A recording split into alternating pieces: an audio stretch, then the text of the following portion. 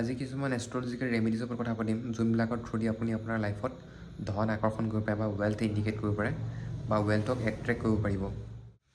তেতিয়াহ'লে আপুনি চবচে প্ৰথমেতো আপুনি আপোনাৰ শনিখনত চাব যে আপোনাৰ লগ্নটো কি আছে। যদি আপোনাৰ লগ্ন যদি মংগলৰ লগ্ন হয়, যেনেকৈ মেঘ বা বৃশ্চিক, তেতিয়াহ'লে আপোনাৰ গুৰু হ'ব বৃহস্পতি। তাত যদি আপোনাৰ শুক্ৰৰ লগ্ন হয়, যেনেকৈ হ'ল আপোনাৰ বিষ লগ্ন, তাৰপিছত আপোনাৰ হৈ গ'ল তুলা লগ্ন, তেতিয়াহ'লে আপোনাৰ গুৰু হৈ গ'ল শুক্ৰ। তাৰপিছত যদি আপোনাৰ লগ্ন মিথুন বা কন্যা হয়, তেতিয়াও আপোনাৰ গুৰু শুক্ৰ হ'ব। তাৰপিছত যদি আপোনাৰ শনি লগ্ন হয়, যেনেকৈ কুম্ভ আৰু মকৰ, তেতিয়া আপোনাৰ গুৰু হ'ব শুক্ৰ। তাৰপিছত যদি আপোনাৰ লগ্ন যদি ধনু আৰু মীন হয়, তেতিয়াও আপোনাৰ গুৰু হ'ব বৃহস্পতি। এই বৃহস্পতি বা শুক্ৰ যোনজনে আপোনাৰ গুৰু হৈছে, সেই দিনটোত যদি সেই বাৰটোত যদি আপুনি ভালকৈ ব্ৰত ৰাখে আৰু যদি তেওঁক পূজা কৰে, যোনজনে আপোনাৰ গুৰু হয়, যদি শুক্ৰবাৰ দিনা আপুনি আপোনাৰ শুক্ৰ গুৰুক যদি পূজা কৰে আৰু যদি বৃহস্পতিবাৰ দিনা যদি আপুনি বৃহস্পতিক যদি ভালকৈ পূজা কৰে বা সেইদিনাখন যদি আপুনি যদি লক্ষীকো পূজা কৰে, তেতিয়া আপোনাৰ কাৰণে খুবেই ভাল ধন আকৰ্ষণ কৰিব। যদি আপোনাৰ যদি কেনেবাকৈ গুৰু শুক্ৰ হয় বোলে যদি আপুনি বৃহস্পতি পূজা কৰে, তেতিয়া আপোনাৰ কাৰণে ইমান লাভময় নহ'ব। তাত যদি আলোচনা কৰোঁ, যদি আপুনি সেই গুৰুকেইজনে যদি আপুনি ধন ৰত্ন যদি ধাৰণ কৰে, জেমষ্টোন, যেনেকৈ জাৰখনৰ হৈ গ'ল শুক্ৰৰ কাৰণে, যদি জাৰখন ধাৰণ কৰে, তেতিয়াও আপোনাৰ কাৰণে বহুত বেছি লাভৱান হ'ব। আৰু যদি পুখুৰা যদি ধাৰণ কৰে বৃহস্পতিৰ কাৰণে, তেতিয়াও আপোনাৰ কাৰণে বহুত বেছি লাভৱান হ'ব। কৰ্মবিলাক যোনবিলাক আপুনি যিটো ফিল্ডত আছে বা যিটো কাম কৰে, আপুনি ইনভেষ্টমেণ্ট যদি কৰি আছে, তেতিয়াহ'লে আপুনি যদি ইনভেষ্টমেণ্ট যদি আপোনাৰ সম্পদ তাৰা, যেনেকৈ আপোনাৰ জন্ম তাৰা হৈ গ'ল, যেনেকৈ আপুনি যদি যোনটো তাৰাত আপুনি জন্ম হৈছে তাৰ ছেকেণ্ড তাৰাটো, সেইটোক কয় সম্পদ তাৰা। তাৰা মানে হৈছে নক্ষত্ৰ। আপুনি যদি কেনেবাকৈ যোনটো নক্ষত্ৰ জন্ম হৈছে, তাৰ ছেকেণ্ড যোনটো নক্ষত্ৰ পৰিব, সেই নক্ষত্ৰত যদি আপুনি আপোনাৰ ইনভেষ্টমেণ্ট আৰু সেইবিলাক যদি কামবিলাক কৰে, তেতিয়াহ'লে আপোনাৰ কাৰণে বহুত বেছি লাভৱান হ'ব। যদি আপুনি যোনটো বাৰত জন্ম হৈছে, তাৰ ছেকেণ্ড বাৰটোত যদি আপুনি কামবিলাক কৰে, তেতিয়াও আপোনাৰ কাৰণে বহুত বেছি সম্পদ তাৰা বুলি ক'বলৈ গ'লে, যেনেকৈ আপুনি যদি অশ্বিনীত হৈছে, তেতিয়াহ'লে আপোনাৰ ভাৰাণী যোনটো নক্ষত্ৰ হ'ব, সেইটো আপোনাৰ কাৰণে সম্পদ হ'ব। তাৰপিছত যদি আমি মৃগশিৰাত যদি আপোনাৰ কেনেবাকৈ জন্ম হৈছে, তেতিয়াহ'লে আদ্ৰা যোনটো নক্ষত্ৰ হ'ব, সেইটো আপোনাৰ কাৰণে এটা সম্পদ নক্ষত্ৰ বা সম্পদ তাৰা হিচাপে জনা যায়। যেনেকৈ আপুনি যদি সোমবাৰে যদি জন্ম হৈছে, তেতিয়াহ'লে আপোনাৰ মংগলবাৰ যোনটো হ'ব, এইটো সম্পদ হ'ব। যদি বৃহস্পতিবাৰ যদি হৈছে, তেতিয়া শুক্ৰবাৰে আপোনাৰ এইটো সম্পদ হ'ব। তেতিয়াহ'লে আপুনি যোনজন সম্পদ বাৰ বা সম্পদ তাৰাত যদি আপুনি নিজৰ ডনেশ্যন, আপোনাৰ যোনটো চবচে বেছি আপোনাৰ কুণ্ডলীখনত আপোনাৰ চবচে বেছি নিগেটিভ প্লেনেট অবষ্ট্ৰেকশ্যন যোনে ক্ৰিয়েট কৰি আছে আপোনাৰ লাইফত, যেনেকৈ ৰাহু, শনি, মংগল, সেইবিলাক যোনটো গ্ৰহ হয়, তাহাঁতৰ যদি ডনেশ্যনবিলাক কৰি থাকে, তেতিয়াহ'লে আপোনাৰ কাৰণে বহুত বেছি পজিটিভ হ'ব। আপুনি যদি যেনেকৈ আপোনাৰ যদি শনি যদি কেনেবাকৈ আপোনাৰ কাৰণে অবষ্ট্ৰেকশ্যন ক্ৰিয়েট কৰিছে, আপোনাৰ যদি কামবিলাক লেট কৰিছে, কাম হওঁতে ভাং খাই গৈছে, তেনেকুৱা যদি অবষ্ট্ৰেকশ্যনবিলাক ক্ৰিয়েট কৰিছে, তেতিয়াহ'লে সেই প্লেনেটবিলাকৰ ডনেশ্যন কৰিলে কি হয়, আমি আমাৰ অ'ৰাটো বা যেতিয়া আমি কিবা এটা বস্তু যদি কাৰোবাক দান কৰি দিওঁ, তেতিয়া আমাৰ অ'ৰাটো যোনটো সেই প্লেনেটটোৰ এনাৰ্জিটো আমি টানি আছোঁ, সেইটো লাহে লাহে ডিক্ৰিজ হ'বলৈ ষ্টাৰ্ট হ'ব। যেতিয়া ডিক্ৰিজ হৈ যাব, তেতিয়াহ'লে আপুনি সেই প্লেনেটটোৰ যোনখিনি নিগেটিভিটি আমাৰ লাইফত আহি আছে, সেই নিগেটিভিটিখিনি আমাৰ লাইফৰ পৰা আঁতৰি যাব। আৰু ডনেশ্যন কৰিলে মানে আমি যেনেকৈ ব্লেক কালাৰ কাপোৰটো ডনেট কৰিছোঁ, নীলা কাপোৰ ডনেট কৰিছোঁ, তেতিয়াহ'লে আপুনি এইবিলাক আকৌ ধাৰণ কৰিব নালাগে। আপুনি যেতিয়া আকৌ ধাৰণ কৰিবলৈ ষ্টাৰ্ট কৰি দিয়ে, তেতিয়াহ'লে আপুনি যোনটো ডনেশ্যন কৰিছে, তাৰ কোনো লাভ নাথাকিব। সেইকাৰণে আপুনি ডনেশ্যন কৰাৰ পিছত সেই বস্তুখিনি কেতিয়াও ধাৰণ নকৰিব। যেনেকৈ হ'ল আপুনি যদি শনিৰ কাৰণে যদি আমি কি ডনেট কৰোঁ, যদি আপুনি তিল ডনেট কৰে, তিল, আইৰণ ইউটেনচিলছ, যেনেকৈ হ'ল আপোনাৰ বাচন বৰ্তন লোহাৰ লগত জড়িত, তাৰপিছত ব্লেক কালাৰ ক্লথ, তাৰপিছত আপুনি ভোজনী এটা, যাতে সেই মানুহজনক যাক ডনেট কৰিব, সেই মানুহজনে যাতে ভালকৈ এসাঁজ খাব পাৰে।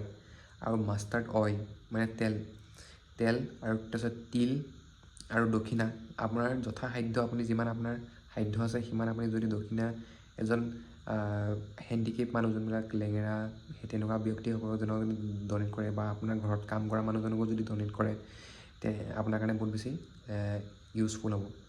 তাৰপিছত যদি আমি ৰাহুৰ কাৰণে যদি ডনেশ্যনৰ কথা পাতোঁ, তেতিয়া ব্লু কালাৰ ক্লথ, কম্বল, তাৰপিছত আপোনাৰ তেল, মিঠাতেল, তাৰপিছত তিল, বগা কলা দুটা মিক্স, তাৰপিছত আপোনাৰ হৈ গ'ল আইৰণ নাইফ, মানে চোকা অস্ত্ৰ হ'ব লাগিব। তেনেকুৱা বস্তুবিলাক যদি আপুনি চাণ্ডালক গৈ পেলাই ডনেট কৰে, চাণ্ডালক বা আপোনাৰ যোনবিলাক ব্যক্তিসকলে চফা চিকুণ কৰে ঘৰৰ আপোনাৰ বা ৰাস্তাবিলাক যোনবিলাকে চফা চিকুণ কৰে, তেনেকুৱা ব্যক্তিক যদি আপুনি ডনেট কৰে বা দান কৰে, তেতিয়া আপোনাৰ কাৰণে বহুত বেছি ইউজফুল হ'ব। সেই দানটো আপুনি শনিবাৰে কৰিব পাৰে, ৰাহু আৰু শনি দুটাৰে আপুনি দানটো শনিবাৰে কৰিব পাৰে। তাৰ যদি কেতুৰ কাৰণে যদি আমি দানটো কথা পাতোঁ, কেতুৰ দানটো অলপ বেলেগ হয়।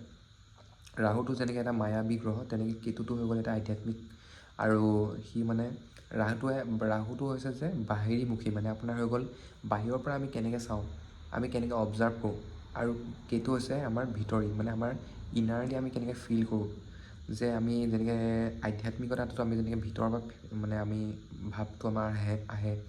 আৰু ৰাহু হৈছে যে আপোনাৰ যোনবিলাক এট্ৰেকশ্যন হৈ গ'ল আপোনাৰ তাৰপিছত যোনবিলাক মোহ মায়া, সেইবিলাক যোনবিলাক ৰাহুৰ লগত ইণ্ডিকেট কৰা হৈছে। তো কেতুৰ দানটো হৈছে যে আপুনি কোনোবা এজন সাধু সন্তক বা ধৰি লওক কোনোবা এজন পূজাৰীক, শিৱ মন্দিৰৰ পূজাৰীক, শিৱ মন্দিৰত নহয়, শিৱ মন্দিৰৰ পূজাৰীজনক যদি আপুনি বৃহস্পতিবাৰ দিনা খৰম, তুলসী মালা আৰু হালধীয়া বস্ত্ৰ বা লগতে বহুৰঙী বস্ত্ৰ যেনেকৈ ৰঙা, নীলা, হালধীয়া চব কালাৰ মিক্স থকা এনেকুৱা যদি কিবা কম্বল বা কিবা বস্ত্ৰ যদি আপুনি দান কৰে বৃহস্পতিবাৰ দিনা, তেতিয়া আপোনাৰ কাৰণে বহুত। মই আলোচনা কৰোঁ আপুনি যদি ছেকেণ্ড হাউচ লৰ্ড, আপোনাৰ শনিখনৰ যোনটো আপোনাৰ দ্বিতীয় স্থানৰ অধিপতি, যেনেকৈ আপোনাৰ যদি মেঘ লগ্ন হয় তেতিয়াহ'লে আপোনাৰ দ্বিতীয় স্থানৰ অধিপতি হ'ব আপোনাৰ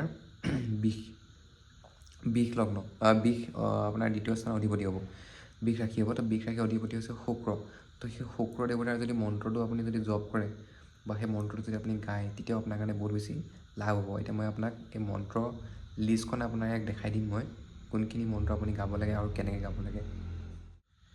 জবা কুসুমম সংঘৰ্ষম কাশপেৰম মহাদুতিম তন্মূঢ়িম সর্বপাপগ্রম প্রাণতোষ্মি দিবাকরম দধিশাখম তুষারম্ভম শিরোদানবসম্ভবম নমামি শশিनं সোমं শম্ভো ভুক্তাভূষণম ধরানি গর্ভসম্ভূतं विद्युत्कान्तिसमप्रभं कूर्मारं शक्तिहस्तं च मङ्गलं प्रणम्यहम् प्यङ्गुकालीश्यामं रूपेण प्रतिमं बुधं सौम्यं सुगुणोपेतं तं बुधं प्रणम्यहम् देवानां च ऋषीणां च गुरुकां च शनिग्रहं बुद्धिभूतं त्रिलोकेशं तं नमामि बृहस्पतिम् हिमाकुन्दामिनालाभं दैत्यानां परमं गुरुं सर्वशक्तप्रवक्तारं भार्गवं प्रणम्यहम् नीलाञ्जं समभस्मं रविपुत्रं यमग्रजं छायामन्तसम्भूतं तं नमामि शनीशनम् अद्यकालं महावीरं चन्द्रोदितो विनर्दनं शिखं गर्भसम्भूतं तं राहु प्रणम्यहम् पलाशपुष्पशङ्खाशं तारकग्रहमष्टकं रुद्धं रुद्रात्मघोरं तं केतु प्रणम्यहम्। দ্বিতীয় স্থানৰ অধিপতি যোনটো গ্ৰহ, সেই গ্ৰহটোৰ যদি আপুনি ধাতু যদি ধাৰণ কৰে তেতিয়া আপোনাৰ কাৰণে বহুত বেছি লাভৱান হ'ব। দ্বিতীয় স্থানৰ অধিপতি যদি কেনেবাকৈ আপোনাৰ চন্দ্ৰ হয়, তেতিয়াহ'লে ৰূপ যদি ধাৰণ কৰে, ৰূপৰ যদি খাৰু যদি ধাৰণ কৰে, তেতিয়া আপোনাৰ কাৰণে লাভৱান হ'ব। আৰু যদি মংগল যদি হয়, তেতিয়াহ'লে আপুনি যদি কপাৰ আপোনাৰ তামৰ যদি খাৰু যদি ধাৰণ কৰে, তেতিয়া আপোনাৰ কাৰণে লাভৱান হ'ব। তাৰপিছত যদি কেনেবাকৈ বুধ হয়, তেতিয়াহ'লে আপুনি যদি লিড যদি ধাৰণ কৰে, নহ'লেও আপুনি যদি ব্ৰাছৰ যদি যেনেকৈ যোনটো পিতল বুলি কয়, সেই পিতলৰ যদি খাৰু ধাৰণ কৰে, তেতিয়া আপোনাৰ কাৰণে লাভৱান হ'ব। বৃহস্পতি যদি হয় সোণৰ আপুনি যদি ধাৰণ কৰে, তেতিয়া আপোনাৰ কাৰণে লাভৱান হ'ব। তাৰপিছত যদি আপুনি যদি শুক্ৰ যদি হয়, তেনেকৈ আকৌ ৰূপৰ যদি ধাৰণ কৰে, তেতিয়া আপোনাৰ কাৰণে লাভ হ'ব। তাৰপিছত যদি শনি যদি হয়, তেতিয়াহ'লে আপুনি লিডৰ যদি ধাৰণ কৰে, তেতিয়া আপোনাৰ কাৰণে লাভৱান হ'ব। ৰাহু যদি হয়, তেতিয়াহ'লে আপুনি ষ্টীলৰ ধাৰণ কৰিব পাৰে, বা ৰাহু কেতু কোনোবা এটা হ'লে দ্বিতীয় স্থানত যদি ৰাহু বা কেতু যদি বহি থাকে, তেতিয়াহ'লে আপুনি চিলভাৰ ধাৰণ কৰিব পাৰে। যদি দ্বিতীয় স্থানৰ অধিপতিও যদি সেইকেইটা গ্ৰহ হয়, যেনেকৈ যদি আপোনাৰ দ্বিতীয় স্থানত যদি বুধৰ যদি ৰাশি থাকে, মিথুন ৰাশি বা কন্যা ৰাশি, তেতিয়াহ'লে আপুনি সেইকেইটা ধাৰণ কৰিব পাৰে। যদি তাত যদি বুধ যদি বহিও থাকে, তেতিয়াও আপুনি সেইকেইটা বস্তু ধাৰণ কৰিব। আপুনি যদি দৈনিক লক্ষী মন্ত্ৰ যেনেকৈ ওম শ্ৰীম মহালক্ষ্মী নমঃ, এই মন্ত্ৰটো যদি আপুনি 108 বাৰ যদি ডেইলি জপ কৰে, তেতিয়াও আপোনাৰ কাৰণে লাভৱান হ'ব। আপুনি ধন টকা পইচা আকৰ্ষণ আপোনাৰ জীৱনত কৰিব পাৰে। তাৰপিছত যদি আপুনি সদায় শুক্ৰবাৰে বা যোনটো আপোনাৰ গুৰু যেনেকৈ বৃহস্পতিবাৰে, সেই বাৰটোত যদি আপুনি গৈ পেলাই লক্ষীৰ ওচৰত যদি আপোনাৰ ঘিউ চাকি যদি জ্বলায়, তেতিয়াও আপোনাৰ কাৰণে ধন আকৰ্ষণ